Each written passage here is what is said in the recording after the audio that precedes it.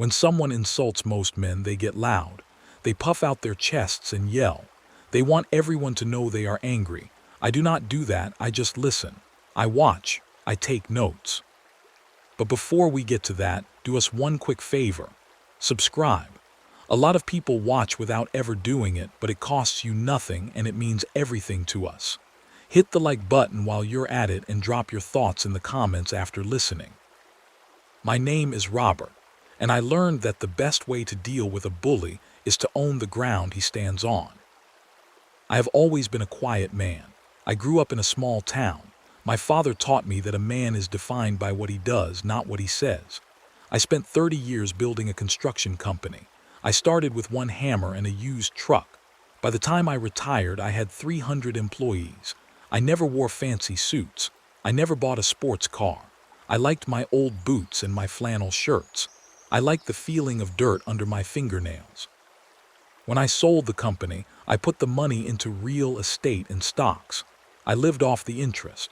I stayed in the same small house I bought in the 80s. Most people in town thought I was just a retired guy with a decent pension. That suited me just fine. Privacy is a luxury that money can buy if you are smart about it. My daughter, Alina, is my whole world. Her mother passed away when she was young. It was just the two of us for a long time. I made sure she went to the best schools. I made sure she never had to worry about a bill. But I also tried to teach her the value of a dollar. She was a good kid. She was kind and smart. But she had a weakness for people who talked big. She liked the excitement. Then she met Julian. The first time I met Julian was at a fancy steakhouse in the city. Alina was so excited. She told me he was a high-level consultant. She said he was going places. When I pulled up to the valet in my 10-year-old Ford truck, the valet looked at me like I was lost. I gave him a $5 bill and walked inside. Julian was already at the table.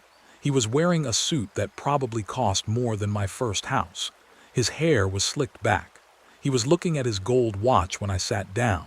He didn't stand up to shake my hand. He just gave me a small nod. "So, Robert," Julian said. He didn't call me Mr. Henderson. "Alina tells me you're retired. Must be nice to have nothing to do all day." "I keep busy," I said. I ordered a glass of water. "I couldn't imagine it," Julian said. He took a sip of expensive wine. "My mind is always moving. I'm closing deals, managing assets, looking for the next big play. If I stop moving, I feel like I'm dying."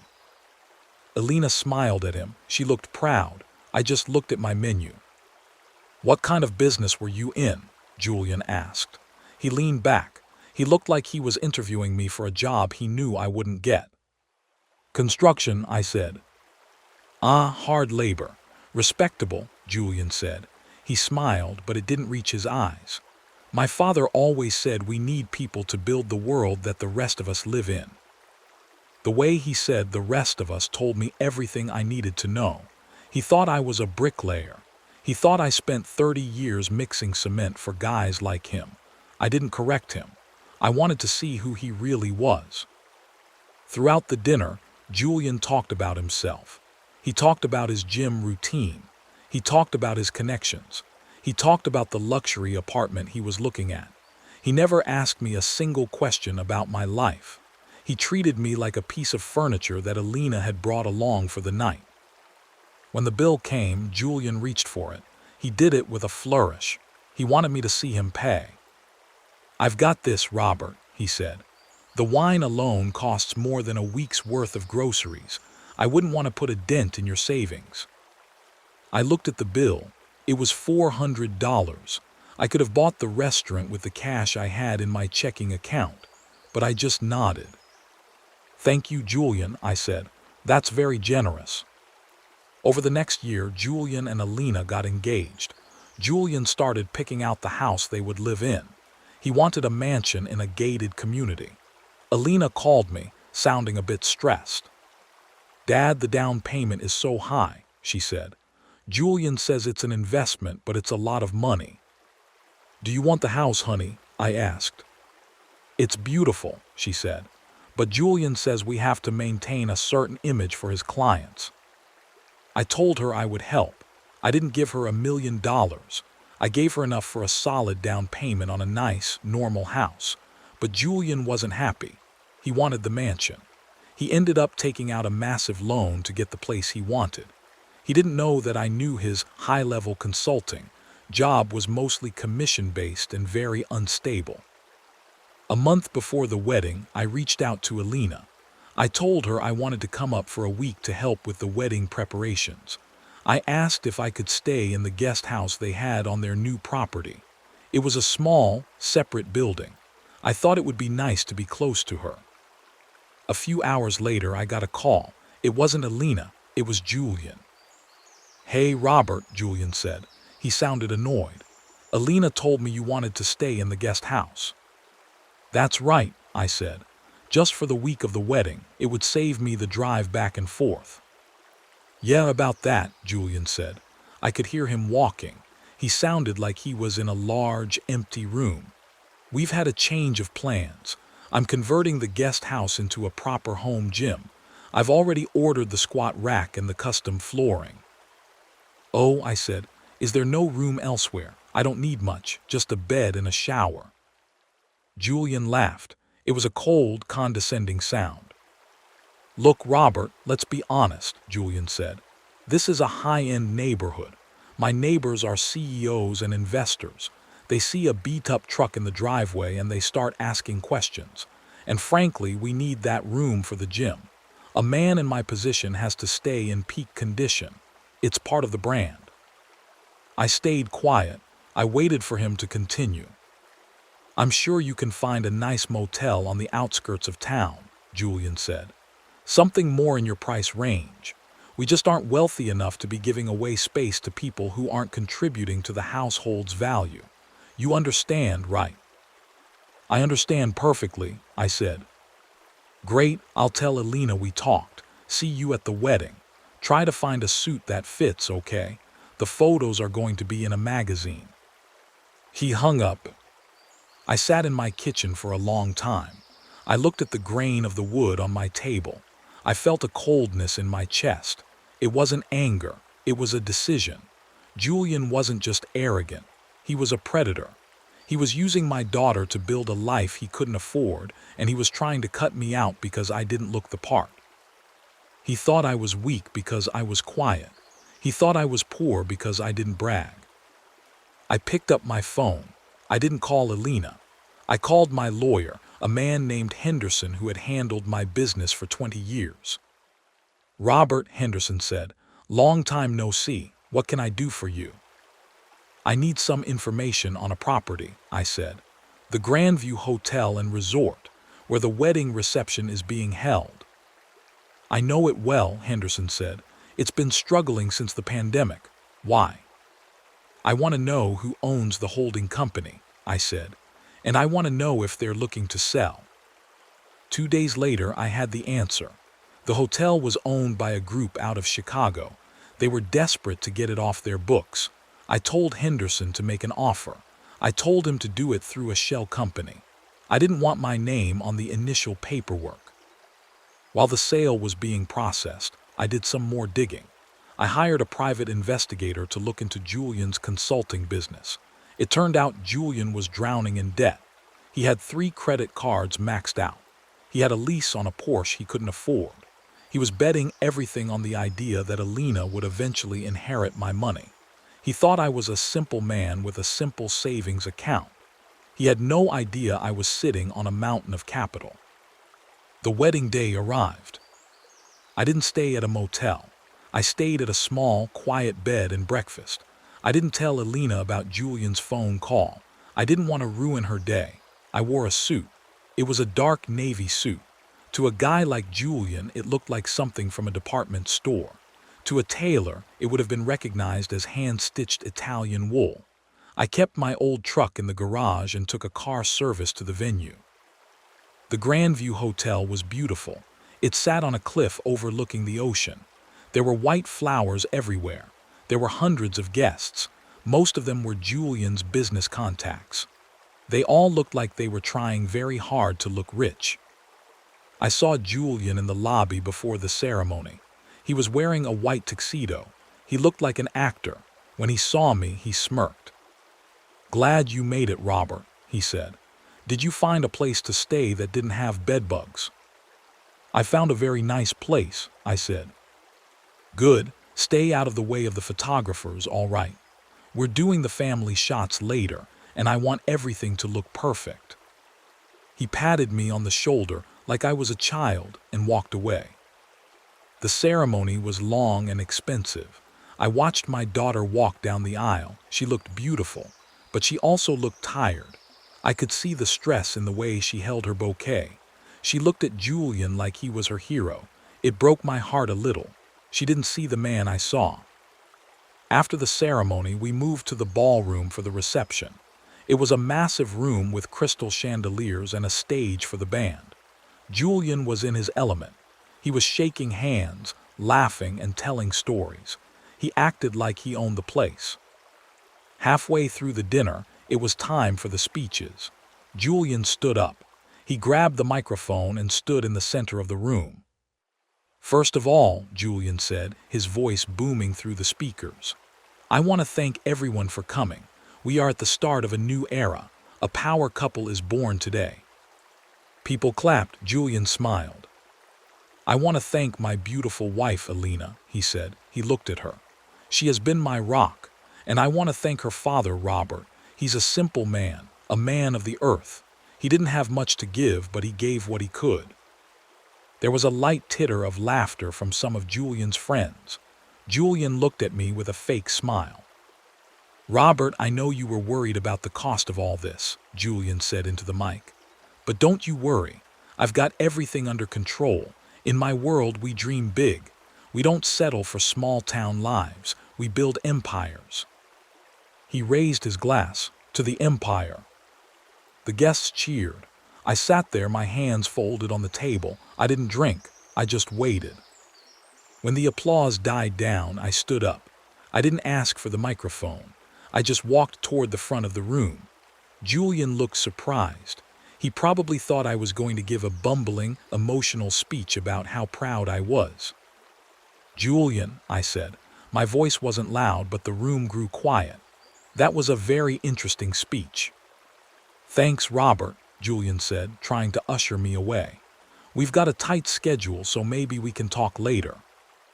"I have a gift for you," I said. I signaled to a man standing near the entrance of the ballroom. It was the general manager of the hotel. He was wearing a sharp suit and carrying a leather folder. He walked across the room with a very serious expression. "This is Mr. Aris," I said to the crowd, "the manager of this fine establishment." Julian frowned. "What is this?" "Robert, sit down. You're embarrassing yourself." Mr. Aris reached me and handed me the folder. I opened it. "Julian, you told me a few weeks ago that I wasn't wealthy enough to stay in your guest house," I said. A murmur went through the room. Alina looked shocked. She looked at Julian, then at me. "Dad," she whispered. "Julian said he needed that space for a proper gym," I continued. "He said I should find a motel that was more in my price range. He was worried about his brand. He didn't want a simple man like me ruining the image of his neighborhood." Julian's face turned a deep shade of red. "Robert, that was a private conversation. You're being incredibly rude." "I thought about what you said," I said, "and I realized you were right. Image is very important to you, and ownership is even more important." I pulled a document out of the folder. I held it up. "This is the deed to the Grandview Hotel and Resort," I said. "The sale was finalized yesterday. The holding company is owned entirely by me. Every brick, every chandelier, and the very floor you are standing on, Julian. It belongs to me." The room went silent. You could have heard a pin drop on the thick carpet. Julian's mouth opened, but no sound came out. He looked at the paper, then at the manager. The manager nodded slowly. "That is correct. Mr. Henderson is the sole owner of this property." I saw Julian's confidence vanish. He looked like a balloon that had been pricked. His business contacts were whispering now. They weren't looking at him with respect anymore. They were looking at him like a fraud. You bought the hotel, Julian stammered. I did, I said. It seemed like a good investment, and I wanted to make sure my daughter had a nice place for her wedding. Since I'm the owner, I've decided to waive the fees for the ballroom tonight. Consider it my contribution. Julian tried to laugh. It was a shaky, pathetic sound. Well, Robert, I had no idea. You really surprised us. That's amazing. We're family now, right? I guess this means we'll be seeing a lot more of each other. He was already trying to pivot. He was trying to figure out how to get into my good graces. He saw the money and he wanted it. Not quite, I said. I told you I had a gift. That was just the first part. I pulled a second set of papers from the folder. These weren't deed documents. They were legal bluebacks. What's that? Julian asked. His voice was thin. This is the real surprise, I said. I handed the papers to him. He took them with trembling hands. He started to read. His face went from red to a ghostly white. This is a list of your debts, Julian, I said, my voice cold and steady. I had my people look into your consulting firm. You owe $300,000 to various creditors. Your car is 3 months behind on payments. Your luxury apartment lease is being terminated next month because of unpaid rent. Alina stood up. Julian, is that true? Julian didn't answer. He was staring at the last page of the document. And that last page, I said, that is a notice of acquisition. I didn't just buy this hotel, Julian. I bought your debt. I purchased the notes from your creditors. You don't owe the bank anymore. You owe me. Julian looked up. He looked terrified. I also had my lawyers look at the prenuptial agreement you had Alina sign, I said. The one where you tried to claim rights to any future inheritance she might receive. It was very cleverly worded. But since I'm still alive and well, I've moved all of my assets into a protected trust. You won't see a dime of it. Not now, not ever. You can't do this, Julian whispered. I can, I said. And I have, but here is the best part. I'm a businessman, Julian. I don't like bad investments. And looking at your track record, you are a very bad investment. I looked at Alina. She was crying now. Alina, honey, I said, I'm sorry to do this today, but I couldn't let you marry a man who was only looking for a paycheck. I couldn't let you be tied to someone who looked down on your own family. I turned back to Julian. The second surprise is this, I said. As the owner of your debt, I am calling it in. Full payment is due within 30 days. If you can't pay, I will begin the process of seizing your assets, including that proper home gym you were so excited about. Julian looked around the room. All eyes were on him. The people he had been trying to impress were now watching his downfall. He looked small. He looked like the bully he was. One more thing, I said. Since you were so concerned about the guest house, I've decided to renovate it, but it won't be a gym. I'm turning it into a studio for Alina, a place where she can pursue her art without worrying about the brand. I leaned in closer to him, so only he could hear my next words. You told me I wasn't wealthy enough to stay in your house, I whispered, but you aren't man enough to be in my family. Get out. Julian didn't argue. He didn't fight. He turned and walked out of the ballroom. He didn't even look back at Alina. He knew the game was over. He knew he had lost. The room was silent for a long time. Then the band started to play a soft song. The guests began to talk in low voices. Alina came over to me. She wrapped her arms around me and sobbed into my chest. I held her tight. I'm sorry, Dad, she said. I was so blind. It's okay, honey, I said.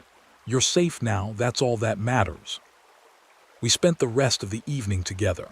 We didn't talk about Julian. We talked about the future. I told her about the hotel and how I wanted her to help me run the event side of it if she wanted. I told her she never had to worry again. The next few months were a whirlwind. Julian tried to sue, but my lawyers were better. He ended up losing everything. The Porsche was gone. The apartment was gone. Last I heard, he was working at a car dealership in another state trying to pay off what he owed. Alina moved back home for a while.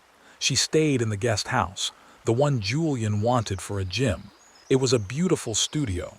She started painting again. She looked younger. She looked happy. I still drive my old truck. I still wear my flannel shirts. I still like the feeling of dirt under my fingernails. People in town still think I'm just a retired guy with a decent pension. But now, when I walk through the doors of the Grandview Hotel, the staff stands a little straighter. The manager greets me by name. And every time I pass the spot where Julian stood and gave his speech, I smile. Silence is a powerful thing. It lets you hear the things people aren't saying. It lets you see the cracks in the walls they build around themselves. And if you wait long enough, those walls always come tumbling down. I am not a loud man. I don't need to be. I know exactly what I have. And I know exactly what I am capable of. Julian thought I wasn't wealthy enough to stay in a room. He was wrong. I was wealthy enough to change the world he lived in. It took me 30 years to build my life. It took me 30 minutes to dismantle his. I sat on my porch that evening, watching the sun go down over the trees.